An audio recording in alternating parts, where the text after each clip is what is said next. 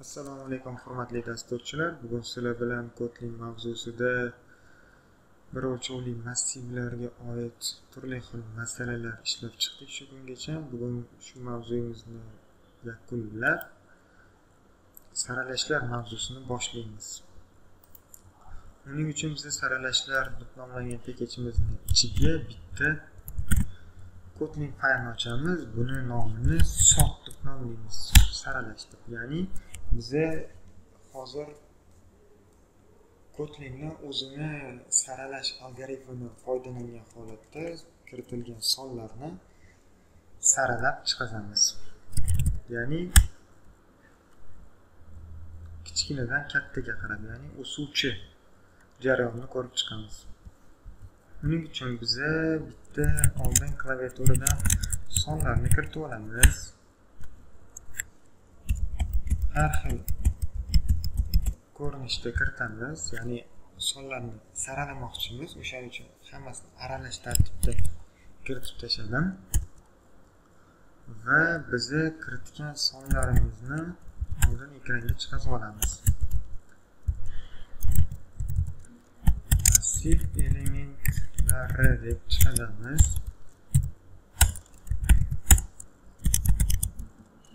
Tochka indices cout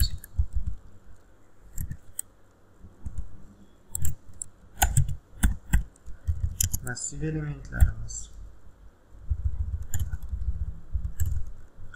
Endi bize uni qanaqa ko'rinishda bo'lsa, xuddi shu ko'rinishda ekranga chiqarib olamiz hamda bize uni keyingi safar saralangan holatda chiqaramiz. Buning uchun biz arrays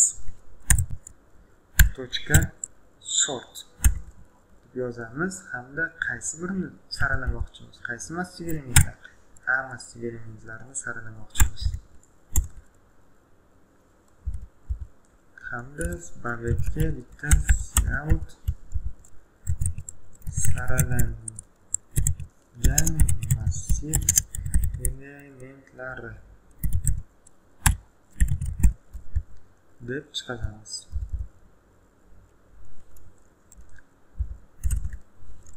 For in indices cout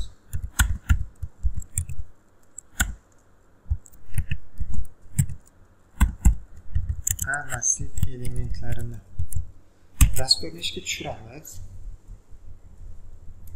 hamda klaviaturadan oldindan kiritib qo'yilgan massiv elementlarni bizga saralab chiqarib beradi.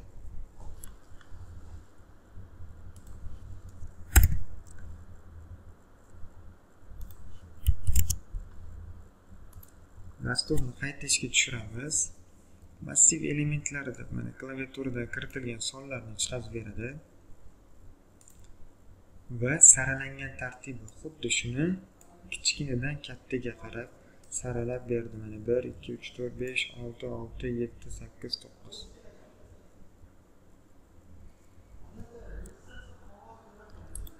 Shu sonlarni saralab chiqarib berdi. Endi xuddi shu jarayonni bize klaviaturadan kiritgan holatda ham saralab ko'rishimiz mumkin.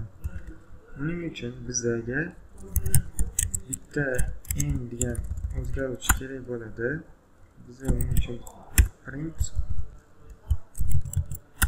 massiv elementlarini kiriting deb yozamiz.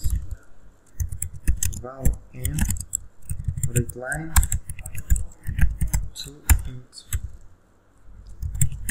val a bize mana bu narsani kommentariga yozdiramiz. Int array n uzunlikda bo'lsin deymiz hamda bize sonlarni random funksiyasi orqali, ya'ni tasodifiy sonlar bilan to'ldirib berishni ko'rib chiqamiz. Har doim klaviaturadan bize ma'lumot kiritib o'tiraveramizda, bize o'zaro bitta son oralig'ini berib qo'yamiz. O'sha son oralig'ida bizga turli xil o'zi random funksiyasi orqali bizga turli xil sonlarni olib massiv elementlarni to'ldirib beradi. Buning uchun biza val random kalit so'zini yozamiz, randomga o'zgaruvchi hamda random funksiyani chaqiramiz.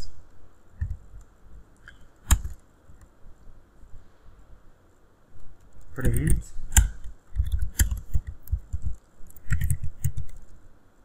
tasodif enta tasodifiy sonlar deymiz. Enta tasodifiy sonlar deymiz. Buni o'zi bizga tasodifiy sonlarni olib beradi. Enta ya'ni biz klaviaturadan nechta son massiv elementlar sonini kiritsak, 10 ta desak, ya'ni 10 ta o'zi avtomatik dasturiga tasodifiy sonlar bilan to'ldirib beradi. For in a.indices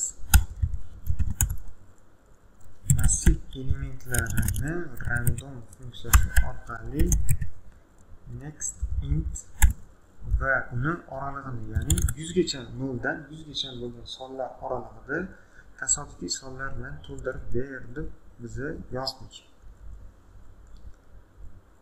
Endi dasturni ishga tushiramiz.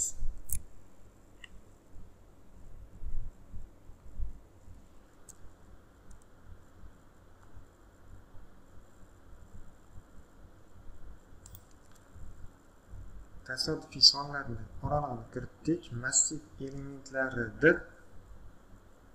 Bu narsa hozir bizga kerak emas. Enta tasodifiy elementlar deydi va shu yerni o'ziga chiqarib bersin qaysi sonlar ekanligini.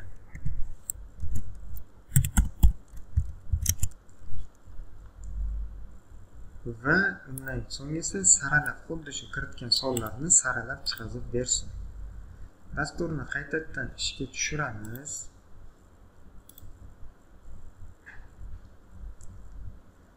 Massiv elementlari sonini kiritsak bo'ldi. Bu yog'ini dasturni o'zi tasodifiy sonlarni to'ldirib saralab beradi. Deylik 10 ta massiv elementini kiritdik.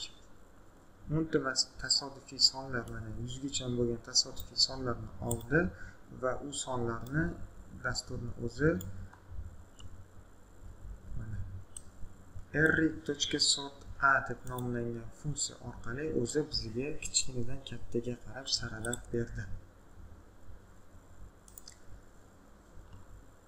Shu bilan bugungi darsimiz o'z nihoyasiga yetdi. Keyingi darslarda ham saralashlar mavzusini davom ettiramiz.